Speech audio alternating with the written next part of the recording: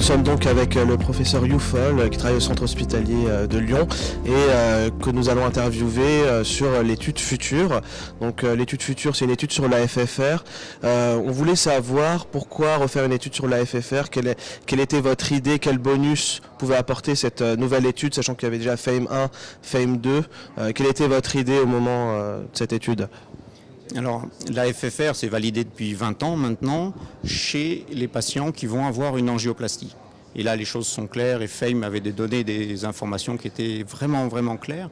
La question, c'est nos patients au quotidien ne sont pas tous dilatés, peuvent avoir besoin de pontage ou peuvent être mieux orientés vers un traitement médical. Et la question, c'était, est-ce que la FFR peut sortir du domaine de l'angioplasticien pour devenir un outil de stratification pour les patients pluritronculaires. Donc dans cette étude future, vous avez testé une stratégie pour revasculariser les patients en fonction du résultat de la FFR. Votre hypothèse initiale, l'idée que vous aviez en tête, ce que vous avez voulu tester, c'est quoi exactement ?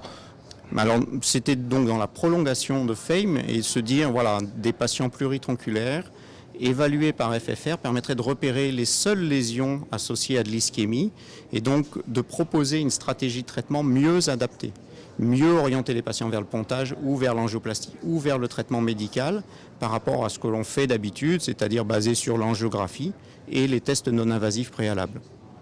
Pour la FFR, on sait que certains émettent des réserves chez les patients qui sont pluritronculaires, chez les patients qui ont des lésions en bifurcation ou des lésions proximales. Est-ce que ça avait été testé déjà avant ?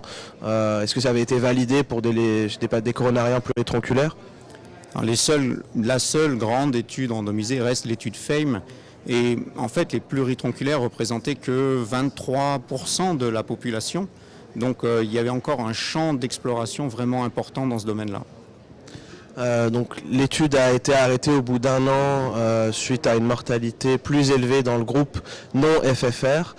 Comment vous avez interprété ces résultats ?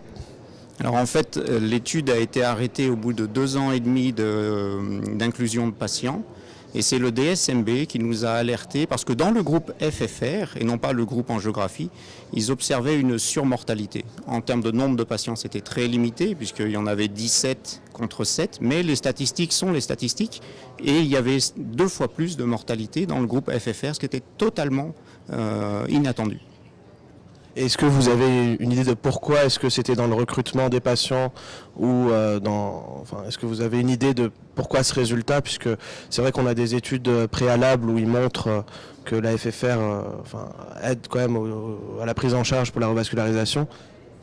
Alors déjà pour rassurer tout le monde, ce n'est pas des problèmes périprocéduraux.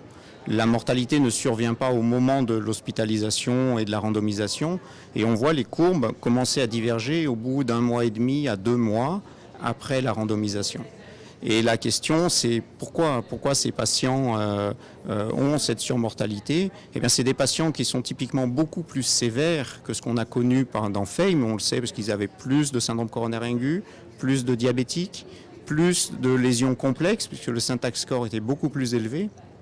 Et la question qui se pose, mais les statistiques n'arrivent pas encore à nous donner la réponse, c'est est-ce que chez des patients très compliqués anatomiquement, est-ce que la FFR est effectivement une aide dans l'orientation du traitement vers l'angioplastie ou le pontage, ou est-ce qu'au contraire, il peut y avoir un biais qui apparaît à ce niveau-là ?